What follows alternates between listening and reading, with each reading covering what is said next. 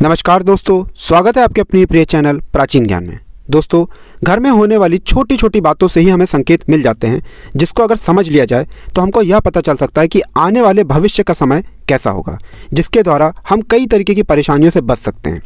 ज्योतिषी शास्त्र के अनुसार अगर किसी व्यक्ति के घर में गरीबी, दरिद्रता, परेशानी, कष्ट आने वाली है तो उसका संकेत उसको छोटी छोटी बातों से ही मिल जाता है। अगर वो उन सब बातों को समझ ले तो वो इन तरीके की परेशानियों से बच सकता है। दोस्तों, हमारे और आपके घर के बड़े बुजुर्ग हमें कुछ न कुछ बताते रहते हैं, सिखाते रहते हैं, जिससे हम जीवन की कई तरीके की समस्याओं से बच सकते हैं। हमारे देश और समाज में संस्कारों का विशेष महत्व है, जिसमें सारे कार्य न केवल भलाई के लिए होते हैं बल्कि हमारी तरक्की के लिए भी होते हैं। या इस तरीके की बातें होती हैं जो हमारे जीवन को किस तरीके से प्रभावित कर दें, यह देख कर ही अचंभव सा लगता है। दोस्तों, हमारे शास्त्रों में कुछ ऐसी बातें बताई गई हैं जिसको पूरा करने से आपका दिन ही नहीं पूरा जीवन बेहतरीन हो जाएगा। आज के वीडियो में हम आपको कुछ ऐसे तथ्य बताने जा रहे हैं जिससे आपके घर में धन का आगमन शुरू हो जाएगा। आपके घर में अगर रोज लड़ाई झगड़ा होता था वह हमेशा हमेशा के लिए खत्म हो जाएगा। आपके जीवन में, आपके समाज में आपको एक अलग महत्व मिलेगा। आपके जीवन में जो धन आएगा वो टिकेगा। मतलब कई लोगों के पास जो कमाई आती है वो टिकती नहीं है परंतु खर्च हो जाती है। लेकिन जो भी उपाय आपको हम बताने आ रहे हैं, मान के चलिए जो भी आपका धन आएगा आपके घर में वो टिकेगा भी। इसी प्रकार से अगर आपको व्यापार में लगातार घाटा हो रहा था वो घाटा होना बंद हो जाएगा। आपके दुर्भाग्य भाग्य में बदल जाएगा। कुल मिला के दोस्तों, जितनी भी आज आपको बातें बताई जाएंगी वो शिव पुराण से बताई जाएंगी। अगर आप शिव पुराण की उन बातों को समझ लेते हैं जिसके बारे में आपको इस वीडियो में पता चलने आ रहा है, तो मान के चलिए आपके जीवन से हर तरीके का कष्ट हमेशा हमेशा के लिए चला जाएगा। जो आज आपको हम जानकारी देने जा रहे हैं दोस्तों, इस जानकारी को प्राप्त करने के बाद मान के चलिए आपका दुर्भाग्य भाग्य में बदल जाएगा। आप अपने जीवन में उन ऊंचाइयों की कामयाबी को छुएंगे जिसकी आपने कल्पना भी नहीं की थी। कभी कभी मनुष्य को ऐसी समस्याएं होती हैं, ऐसी तकलीफ होती है जो उसको घेर लेती हैं, जिसके कारण वह स्वयं अंदर ही अंदर, भीतर ही भीतर घुटता चला जाता है। दोस्तों, आप एक बात समझ लीजिए, अगर आप लोग इन तरीके की समस्याओं से छुट्टी पाना चाहते हैं तो आपको महादेव जी की शरण में जाना होगा। देखिए दोस्तों, कई लोग पूजा पाठ करते हैं, व्रत रखते हैं, परंतु उनको ये नहीं पता होता कि किस तरीके की साधना कब करनी चाहिए। दोस्तों, आपको पता नहीं होगा परंतु आपके घर में ही कुछ ऐसी आप गलतियां करते होंगे जिसकी वजह से आपको वास्तु दोष लग जाता होगा, जिसकी वजह से जो आपके ग्रह की चाल है वो सही नहीं होती होगी और आपके तारे आपके खिलाफ हो जाते होंगे। परंतु जो भी आज आपको जानकारी मिलने जा रही है वो महापुराण और शिव पुराण के द्वारा वो जानकारी मिलने जा रही है, जिसको अगर आप टाइम निकाल करके सुन लेते हैं तो मान के चलिए आपके जीवन से हमेशा हमेशा के लिए गरीबी, दरिद्रता, परेशानी, कष्ट चला जाएगा। तो दोस्तों, बहुत ध्यान से इस वीडियो को सुनिएगा। और आपसे हम एक बात कहना चाहते हैं दोस्तों, हमारे आश्रम पर भी कई लोग आते हैं, हमारे कमेंट बॉक्स में भी आकर कहते हैं कि गुरुजी हमें बताएं कि हम जीवन में कष्ट हम ऐसा क्या करें। तो हम हर किसी से यही कहते हैं कि चाहे आपका अच्छा दिन हो चाहे आपका बुरा दिन हो, कभी भी भगवान भोलेनाथ को याद करना मत भूलिएगा, क्योंकि भगवान भोलेनाथ आपके अच्छे दिन में तो साथ देंगे ही देंगे आपका, अगर आपका बुरा दिन है तब भी आपको आशीर्वाद देंगे और आपके जीवन से हर तरीके की परेशानी को खत्म कर देंगे। इसलिए अभी तक आप लोग ने कमेंट बॉक्स में ओम नमः शिवाय हर हर महादेव नहीं लिखा है, पहले जाकर वो लिख दें। और अभी तक आपने वीडियो लाइक करके चैनल नहीं सब्सक्राइब किया, तुरंत सब्सक्राइब कर लें, क्योंकि दोस्तों हमारे चैनल पर आपको वो जानकारी मिल जाएगी जिसमें आपके जीवन में वो बदलाव देखने को आपको मिलेगा जिसका आपको अंदाजा भी नहीं है। आपके जीवन से कष्ट, परेशानी, समस्या ये सब कुछ खत्म हो जाएगा। इसलिए अगर आप हिंदू पुराणों के बारे में एक एक जानकारी पाना चाहते हैं तो तुरंत ही चैनल को सब्सक्राइब कर दें। वीडियो लाइक नहीं किया है तो वीडियो को लाइक कर दें। दोस्तों, अगर आप ऐसी कुछ चीज़ें दान कर देते हैं जिसके बारे में आपको वीडियो में पता चलने जा रहा है तो आप प्रत्यक्ष और अप्रत्यक्ष हर तरीके की परेशानी से, कष्ट से छुट्टी पा सकते हैं, निजात पा सकते हैं। दोस्तों, शिव पुराण में ऐसा कहा गया है कि कोई भी व्यक्ति अगर कुछ भी दान करता है तो उससे 100 गुना उसको वापस मिलता है। मतलब आप एक बात समझ लीजिए, अगर आप कुछ भी दान कर रहे हैं, चाहे अनाज हो, कपड़ा हो या कुछ भी दान कर रहे हैं, तो ये मत सोचिएगा कि आपके घर से अनाज या कुछ भी कम हो रहा है। मान के ये चलिएगा कि भगवान भोलेनाथ, इष्ट देवता, हर देवी देवता इन सब आपके कर्मों को देख रहे हैं और उसके अनुसार ही आपको फल देते हैं। जिसका मतलब यह है दोस्तों कि जो भी आप दान कर रहे हैं उससे 100 गुना आपको वापस ही मिलेगा। तो कभी भी कुछ भी दान करते हुए कभी भी घबराइएगा मत। हमारा तो दोस्तों हिंदू सब ही ऐसा है, हिंदू समाज ही ऐसा है कि जिसमें सबसे बड़े महायोद्धा, सबसे बड़े महावीर को आज तक याद किया जाता है जो थे कर्ण, कि उनने कितना बड़ा दान किया था। इसी प्रकार से राजा हरिश्चंद्र और राजा बलि ने तो अपने स्वप्न में संकेत पाते साथ ही अपने पूरे राज्य को दान कर दिया था। देखिए, दान का मतलब ये नहीं होता है दोस्तों कि आप अपनी क्षमता से ज़्यादा दान कीजिए। आप अपने अनुसार अपनी क्षमता के दायरे को देखते हुए ही दान कीजिए। आपको भगवान उसी के कर्म के अनुसार फल देंगे। परंतु किस दिन क्या दान करना चाहिए जिससे आपके घर की दरिद्रता, परेशानी, कष्ट हमेशा हमेशा के लिए चली जाए, ये सारी बातें आपको शिव पुराण के अनुसार जाननी होंगी। देखिए, सबसे पहली चीज़ जो आपको दान करनी चाहिए वह होता है नमक। बिल्कुल सही सुना आप लोग ने।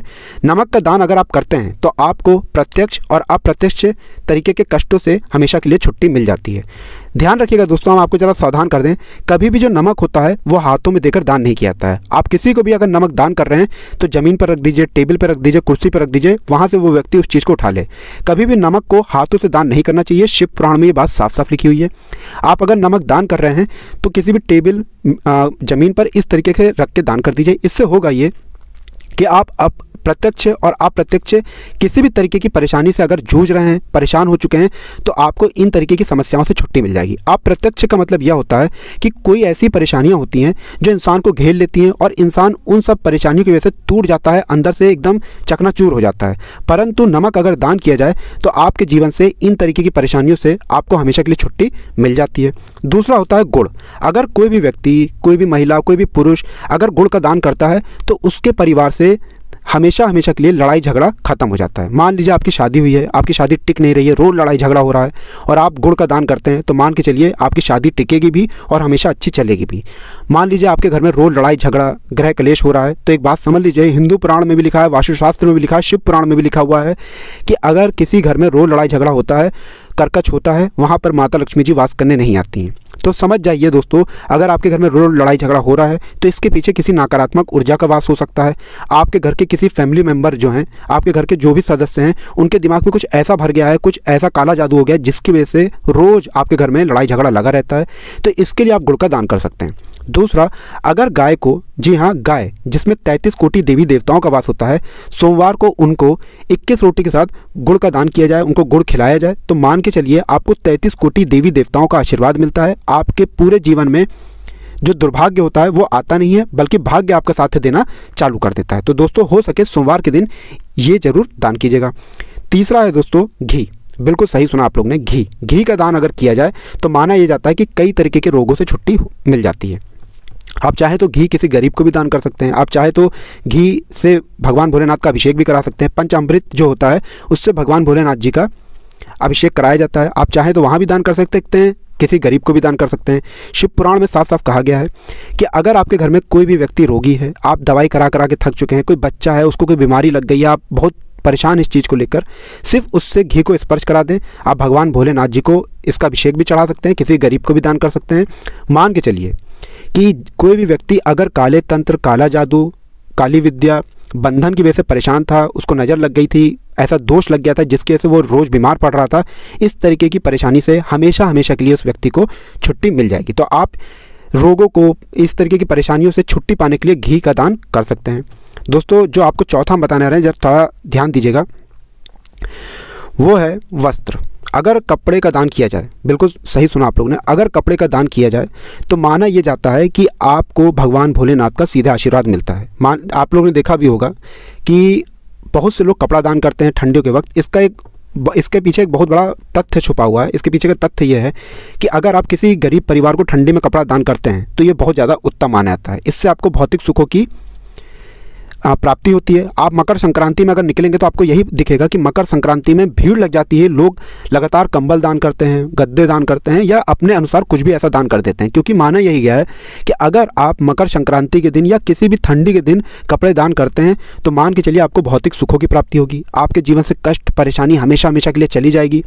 आपके बच्चे जो हैं वो ऐसी उत्तम पोस्ट पे जा सकते हैं, ऐसी उत्तम नौकरी में लग सकते हैं जिसने आपने कभी कल्पना नहीं की होगी। तो अगर आप कपड़ों का दान करते हैं तो ये बहुत ही ज़्यादा शुभ माना गया है। दोस्तों, बहुत ध्यान दीजिएगा, अगर ये दान करने के बाद आप यह सोच रहे हैं कि 24 घंटे के अंदर आपकी जीवन बदल जाएगा, तो ऐसा नहीं है।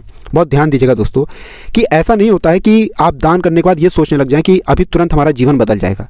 आपको भगवान पर विश्वास रखना होता है। भगवान भोलेनाथ पर विश्वास रखिए, धीरे धीरे आपके जीवन में बदलाव आएगा। आप अपने जीवन में आगे बढ़ते चले जाएंगे एवं आपके जीवन में 33 कोटि देवी देवताओं का आशीर्वाद आएगा। देवी देवता आपके कर्म अनुसार आपको वो फल देंगे जिससे आप ही नहीं, आपका आने वाला परिवार जो होगा वो भी एक ऐसे रास्ते पर चलेगा जिससे उनके जीवन में उनको कभी भी कष्ट का मुंह नहीं देखना पड़ेगा। इसलिए सारी जो बातें बताई जा रही हैं, इन पर आप लोगों को विश्वास रखना होगा और इस तरीके से आप लोगों को दान करना होगा। और इस तरीके से अगर आप दान करते हैं तो मान के चलिए आपके जीवन में कभी भी कष्ट नहीं आ सकता है। और आप चाहते हैं कि भगवान भोलेनाथ आपको आशीर्वाद दें, तो पहले तो आप वीडियो लाइक कर दें और कमेंट बॉक्स में लिख दें ओम नमः शिवाय, हर हर महादेव। अब जो हम पांचवा आपको बताने आ रहे हैं, थोड़ा ध्यान दीजिएगा दोस्तों, वह होता है अनाज। बिल्कुल सही सुना आप लोग ने। अनाज का जो दान होता है वो हिंदू पुराणों के हिसाब से बहुत ज़्यादा शुभ माना जाता है।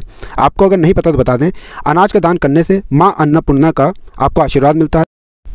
आपके घर का अन्न भंडार कभी भी खाली नहीं होता है। जैसा कि आपको पता ही है कि माँ अन्नपूर्णा शिव जी की अर्धांगिनी है, जो माता जगदम्बा का भी स्वरूप है। दोस्तों, कहा गया है कि माता अन्नपूर्णा ने कहा था कि अगर कोई व्यक्ति भगवान शिव जी के नाम पर अन्न का दान करता है, पूजा करता है, तो उसके जीवन में कभी भी अन्न और धन की कमी नहीं हो सकती। उसके जीवन में उसको सुख समृद्धि का वास मिलेगा, उसके घर में कभी भी परेशानी नहीं आएगी। जिसका मतलब यही है कि अगर आप गरीबों को अन्न का दान करते हैं तो मान के चलिए दोस्तों, कभी भी आपके जीवन में कष्ट नहीं आ सकता, परेशानी नहीं आ सकती, और आप अपने जीवन में आगे बढ़ते चले आएंगे, ऊंचाइयों की कामयाबी को छूते हुए चले जाएंगे।